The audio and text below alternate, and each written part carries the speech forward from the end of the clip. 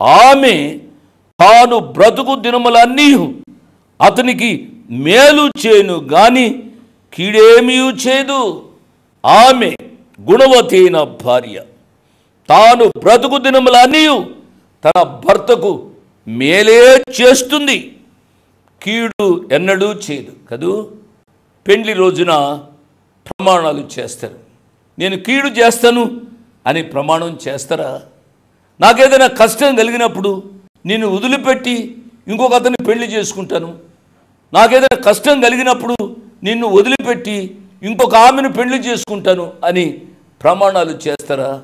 ఎంత భద్రంగా ఏదో ప్రేమంతా అప్పుడే ఉట్టిపడిచినట్టుగా మనము ప్రమాణాలు చేస్తామే. పాప, ఆ ప్రమాణాలు ఏమైనాయి? బాబు, ఆ ప్రమాణాలు ఏమైనాయి?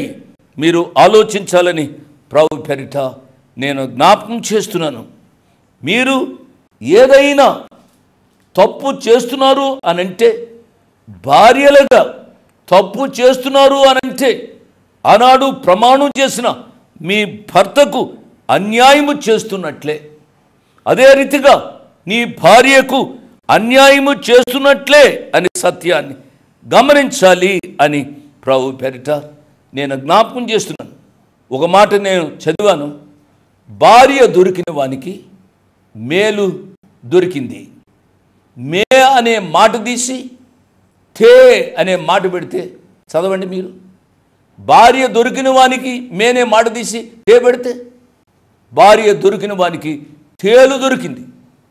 భార్య తేలు యొక్క నైతిక స్వభావం, తేలు యొక్క స్వభావం ఏమిటంటే కుట్టడం.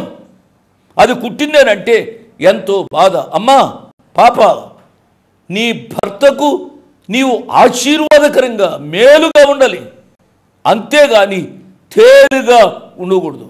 ఇంటికి వెళ్తే చాలు ఆమె మొదలు పెడుతుంది, మొగమంతా ఇట్టా పెట్టుకుంటుంది, ముచ్చుగా ఉంటుంది, నాతో సరిగ్గా మాట్లాడదు, ఇంటికెందుకులే అని చెప్పి ఎంతోమంది మగవారు బయట వారి సమయాన్ని ఖర్చు పెడుతున్నారు.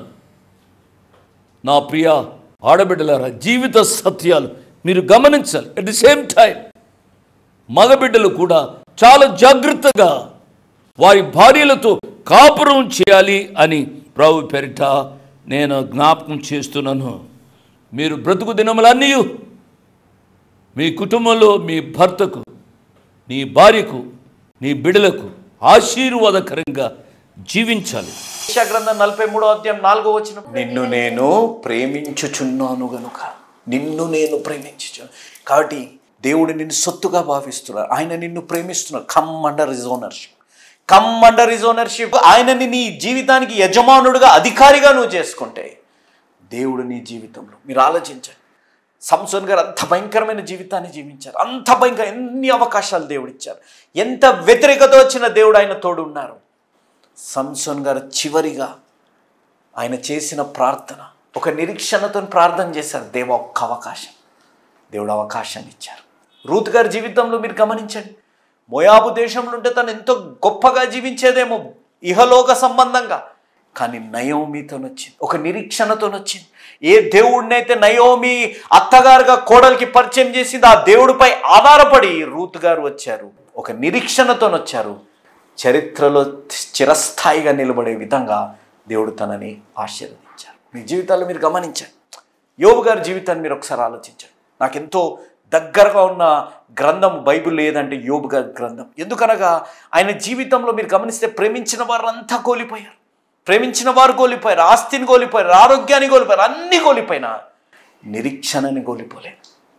ఎందుకనగా బైబిల్ చెప్పేది, నీకు నిరీక్షణ ఉంటే నీ జీవితం ఉంటుంది. ఆయన జీవితంలో నిరీక్షణ ఉంది, అబ్రహాం గారి జీవితంలో నిరీక్షణ ఉంది, రూత్ గారి జీవితంలో నిరీక్షణ ఉంది, సంసోన్ గారి జీవితంలో నిరీక్షణ ఉంది.